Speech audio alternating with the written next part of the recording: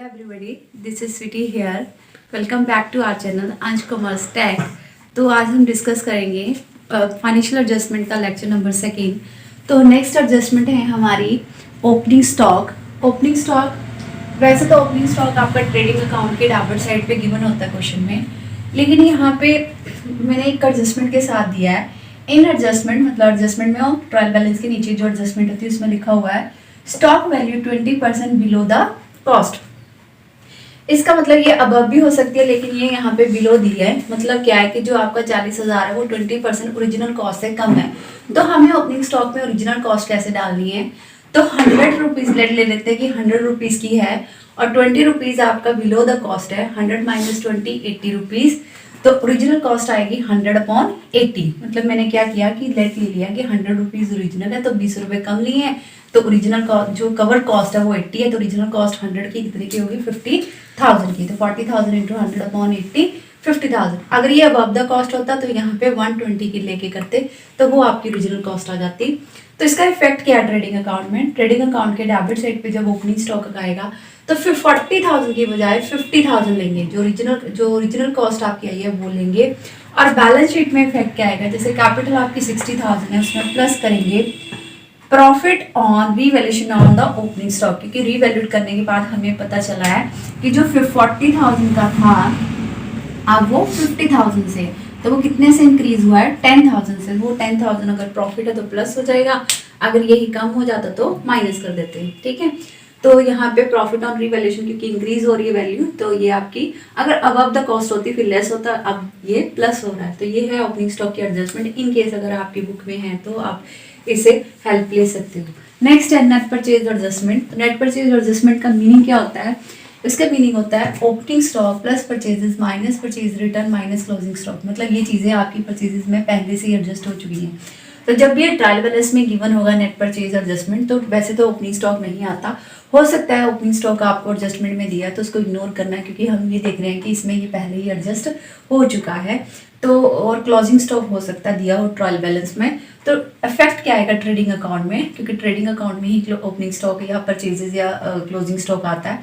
तो trading account में opening stock आपका कुछ भी नहीं आएगा, चाहे क्वेश्चन में गिवन है चाहे नहीं गिवन है, नील करेंगे। और नेट परचेज एडजस्टमेंट में जो आपका ध्यान से अगर यहाँ पे एडजस्टमेंट लिखा तो एडजस्टमेंट में आपकी सिर्फ परचेजेज आएंगी, क्लोजिंग स्टॉक यहाँ पे नहीं आएगा।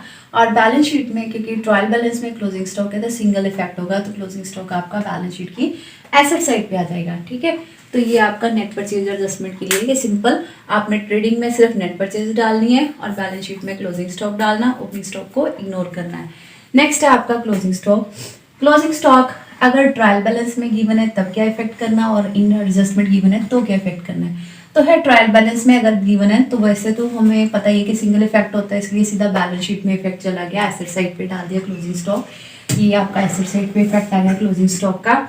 और अगर इन एडजस्टमेंट है तो इसके दो इफेक्ट होते हैं, क्योंकि एवरी एडजस्टमेंट हैव 2 इफेक्ट्स। तो आपकी क्लोजिंग स्टॉक 40,000 का है, ये 4 लाख का है, 40,000 का सॉरी। तो यहाँ पे ट्रेडिंग अकाउंट में भी इफेक्ट करेगा और बैलेंस शीट में भी इफेक्ट करेगा। ट्रेडिंग अकाउंट में आपका क्लोजिंग स्टॉक बाय साइड पे आता है, मतलब क्रेडिट साइड पे आता है, तो बाय क्लोजिंग स्टॉक 40,000, और बैलेंस शीट में वही आपका क्लोजिंग स्टॉक एसेट साइड पे चला जाएगा, तो क्लोजिंग स्टॉक 40,000 का। तो सीधी सी बात है, ट्रायल बैलेंस में तो सिंगल इफेक्ट है, और अगर बैलेंस शीट में सॉरी एडजस्टमेंट में तो 2 इफेक्ट है, एक ट्रेडिंग में आएगा और एक बैलेंस शीट में आएगा।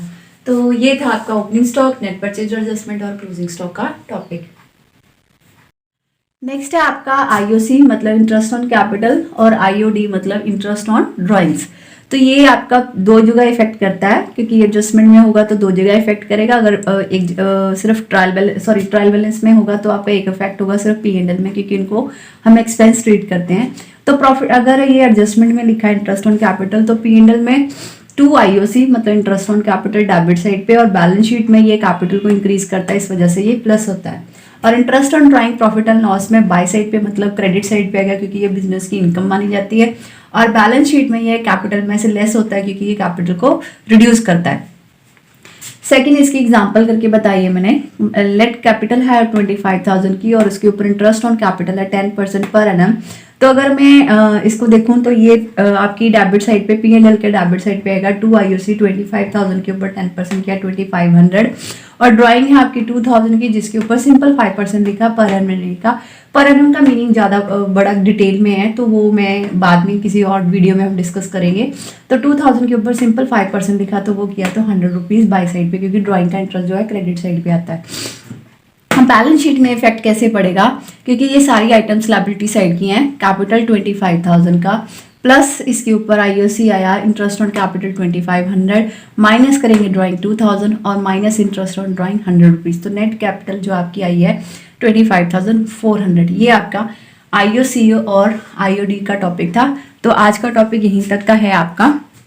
तो आई थिंक आपको ये 5 टॉपिक ये हैं हमने कवर, जो आपको अच्छी तरह से समझ आ गए होंगे। कल हम बैड डेट्स का टॉपिक पूरी तरह डिटेल में डिस्कस करेंगे। तो अगर आपको मेरी वीडियो अच्छी लग रही है तो please like and share it. Thank you.